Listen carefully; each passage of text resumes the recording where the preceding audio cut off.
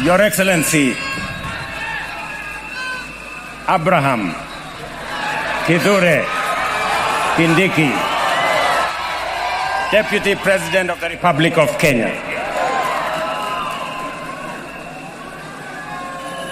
Excellencies, Mr. Speaker of the National Assembly, Mr. Speaker of the Senate, our sister, your leadership, the Chief Justice of the Republic of Kenya, members of the judiciary, members of the executive, members of the legislature, fellow Kenyans, hamjambo. Hamjambo tena.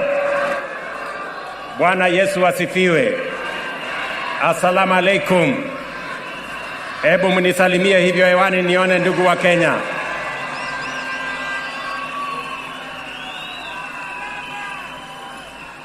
I am proud to witness the swearing in of the Honorable Abraham Professor Kithure Kindiki as the third Deputy President of the Republic of Kenya under the 2010 Constitution. I know him as a dedicated professional whose commitment to excellence has helped us overcome daunting challenges, and as a tireless public servant on the path of national leadership. Abraham is also a patriot whose dedication to cohesion, national unity, and inclusivity is beyond reproach, an effective champion of peace and stability, and across every part of our country, and a loyal steward of our bottom-up economic transformation agenda, whom together with many others we crafted to take our country to the next level. Over the past 2 decades, I have had the privilege to witness Professor Kindiki's work as a professor, litigation lawyer, consulting attorney, senator representing the Rakanidhi, Majority Leader of the Senate, Deputy Speaker of the Senate, the most recently as Cabinet Secretary. I can confirm that in all these roles, he has demonstrated exceptional dedication, high competence and professionalism, and consistently delivered results beyond expectations. Professor Kindiki is a highly qualified and outstanding scholar, advocate and public servant, whose career has been defined by exemplary achievements which demonstrate his vision for positive change and commitment to high standards of efficiency in the performance of his duties. At this stage of the implementation cycle of our national transformation agenda, the people of Kenya require a patriotic public servant and a consummate champion of our constitutional dispensation, our broad-based national governance framework, and the bottom-up economic transformation agenda to support the cabinet and the presidency in delivering in full and on time. This moment calls for an individual who takes pride in a job well done, and is humble enough to be a loyal servant of the people, and who is selfless enough to reach out and mobilize the entirety of government towards delivering for Kenya, experienced enough to understand the importance of engaging all sectors of our economy to drive transformation, and committed enough to serve professionally with loyalty and, most importantly, with integrity. I am delighted to affirm that our coalition, and indeed our nation, is blessed with many professionals who meet all these criteria. Among them, Abraham Kithure Kindiki stands out for his exceptional qualifications, extensive experience, and wide-ranging accomplishments. I am honored that he is available. He has told me he is ready, and I know he is willing to serve as my deputy. Professor, my young brother, let me call you Abraham K. or Abra K. Welcome to the service of this great nation, Kenya.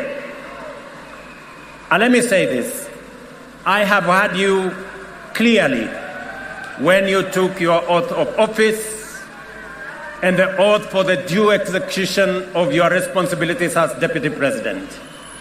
You have said two fundamental things in your oath. Kenyans were listening. I too was listening.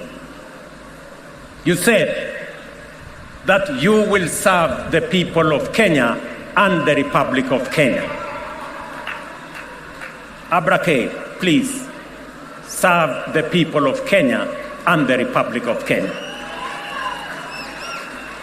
As I told our principal secretaries, as I told our cabinet secretaries, and as I tell every public servant who has a responsibility, who has a duty, who has the honor to serve our nation, let us serve the people of Kenya and the Republic of Kenya.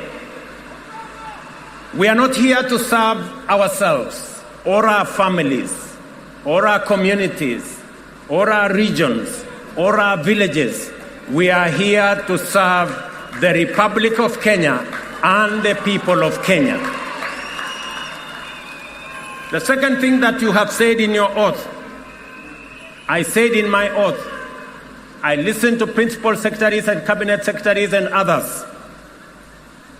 You have said you will serve without fear, without favor, without affection, and without ill will.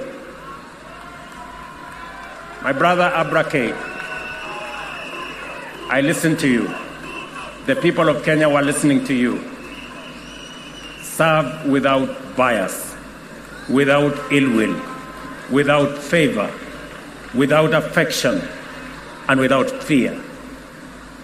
So that together, the people of Kenya can know that their public servants, all of us, elected, appointed in different categories, shall know that we have one nation, one country, one people, and we are called upon by the Constitution of Kenya to serve them without bias, without fear, without favor. And let me undertake in this very historic national ceremony to the people of Kenya.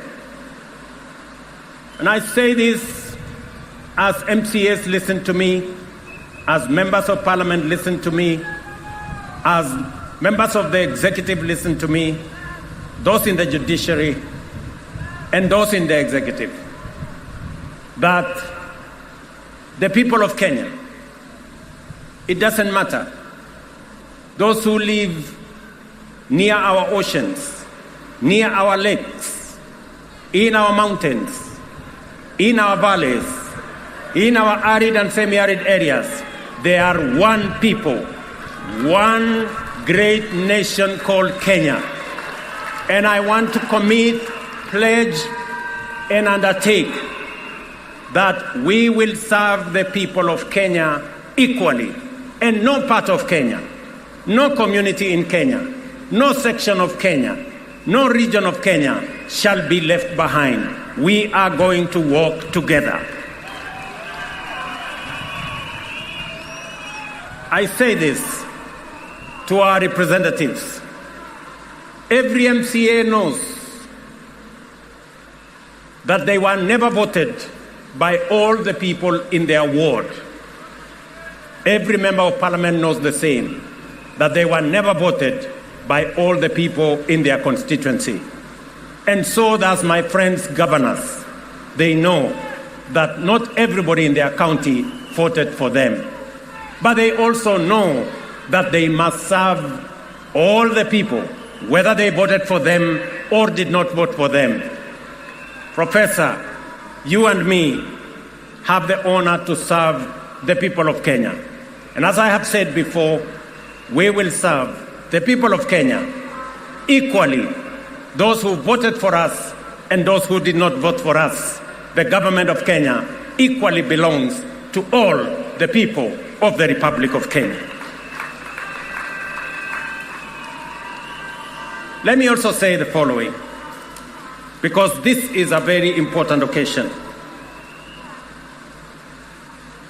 To underwrite that our judiciary works, that our legislature works, and we will make sure that our executive works and serves the people of Kenya. I know that we've gone through a journey, but in this journey, we have affirmed to both ourselves as the people of Kenya, to our friends, and to the international community, we have affirmed that Kenya is a constitutional democracy founded on the firm foundation of the rule of law. We believe in freedom, and we believe in making sure that no Kenyan and none of us is left behind.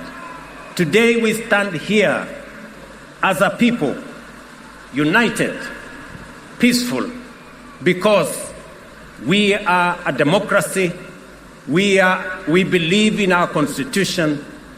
We believe in the rule of law, and we are a free people, and we make choices. Let me also say this. To all of us who are public servants, it doesn't matter at what level. To all of us,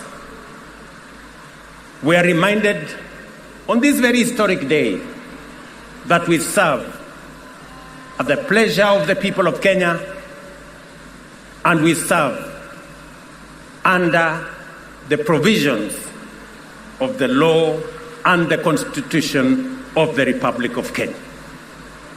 And that none of us, irrespective of the office we hold,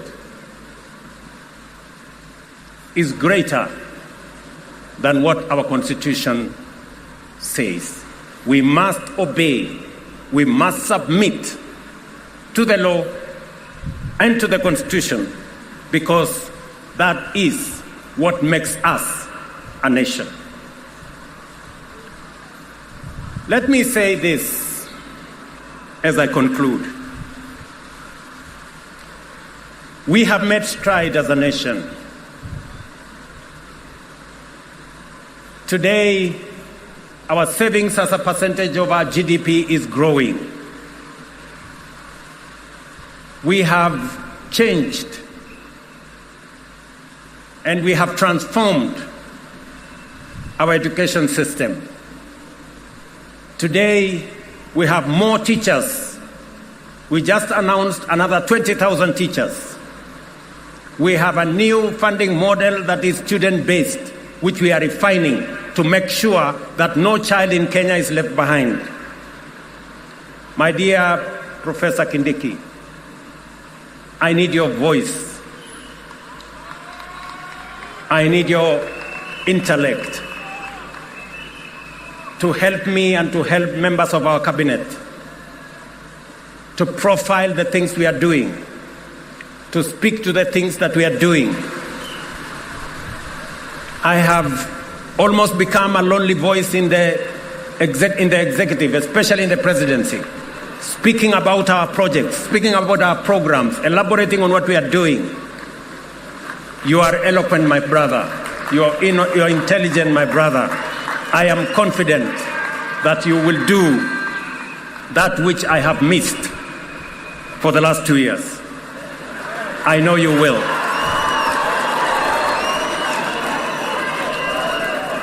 We have a huge program on university funding and higher education funding. We have a huge program that today our farmers across Kenya have access to fertilizer.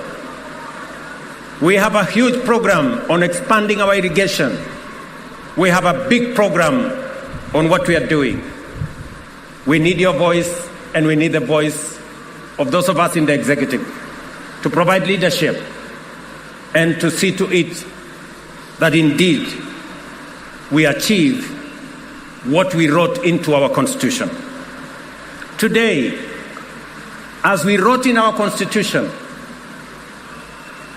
Kenya Power has turned around and today is a profitable company. So is KenGen, because of the stewardship that we have put in place.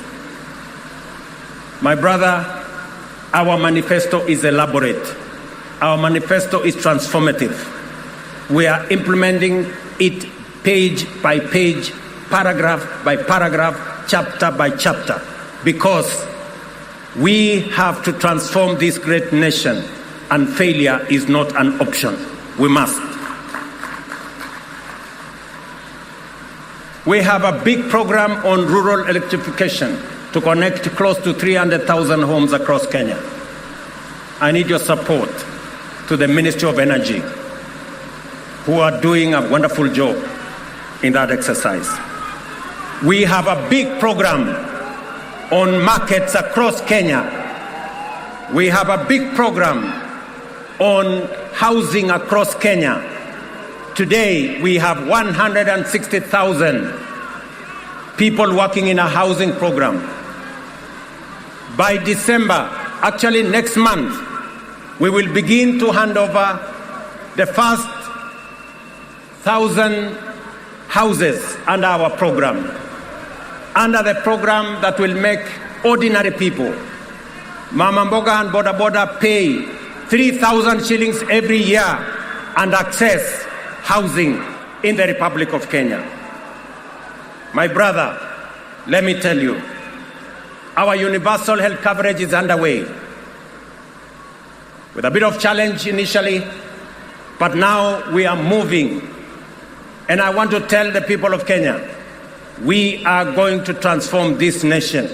And we have the team. And Professor, welcome to the team that is going to transform Kenya into a great nation that is going to make every Kenyan proud. Let me conclude by saying we have what it takes to transform the Republic of Kenya. And I am committed to making sure that whatever it takes, whatever decisions that have to be made, we will make them so that our nation can truly be transformed. As I talk to you, 10,000 young people are now engaged in climate works in Nairobi. We intend to take that in the next few months into 40 and 50,000 young people. And I commit to the people of the great city of Nairobi that we are going to clean the Nairobi River and we are going to transform it into a better, different causeway as we transform the city in the sun, the headquarters of the environment in the world, where we have UNEP in Nairobi. We're also going to roll out the program that will make sure that we tap into the private sector and make sure that we can work through public and private partnership to make sure that we roll out some of the urgent, important programs that are important for the transformation of our nation. Let me conclude by asking all of us, members of the legislature, members of the judiciary, especially our investigative institutions, to make sure that we ensure that public resources are used efficiently, effectively. I call upon the Office of the Director of Public Prosecution, the offices of the DCI and the offices of the IG to work with the judiciary so that the corrupt can be firmly, decisively dealt with in the Republic of Kenya, and the citizens of the Republic can get their due in the expenditure of public resources. I know that of recent we have seen incidences of our girls, our mothers, our women who have been murdered in cold blood. And let me say this, that the DCI and all the investigative authorities in the Republic of Kenya must stand up to these criminals, and we must deal decisively and firmly. And I want to ask us as a society to be careful with strangers, to be careful with people who lure our girls, our women into situations that compromise their security. But we must be on the lookout, all of us as a nation. This is yet another moment. This is yet another beginning. And I am confident that we are going to take Kenya to the next level. Professor Kindiki, as you and all know, there is much to be done to fulfill our commitments and set our nation on the path to prosperity. I expect you to embark on your duties with dispatch and zeal. I wish you success as you begin your service in the high office you have assumed today. May God bless you. May God bless your family. And may God bless our great republic, the nation of Kenya. Asanteni sana, Mungu awabariki, na tutasonga mbele pamoja. Asanteni. Naomba sote sasa tusimame wima kama ishara ya uzalendo wetu. Tumalizie kwa wimbo wa taifa. Wimbo wa taifa.